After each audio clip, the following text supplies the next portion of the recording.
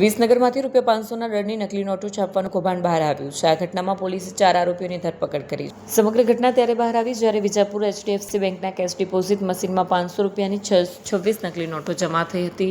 અવી પટેલ અને રાધેકુમાર પટેલે સાચી નોટોમાં નકલી નોટો ઘુસાડી હતી. વિજાપુર પોલીસે આ ઘટનામાં સઘન તપાસ શરૂ કરી છે.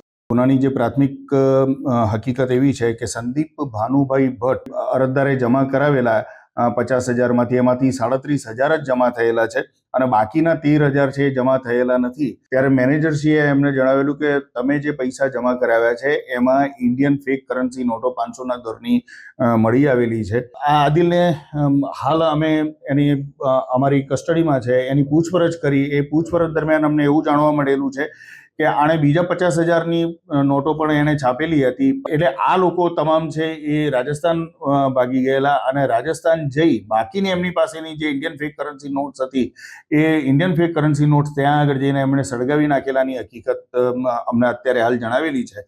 રાજસ્થાન કઈ જગ્યાએ આ લોકો રોકાયેલા હતા અને ક્યાં આ નોટોનો ડિસ્પોઝ ઓફ કરવામાં આવેલી, નિકાલ કરવામાં આવેલો એ દિશામાં પણ અમે અત્યારે તપાસ ચલાવી રહ્યા છીએ.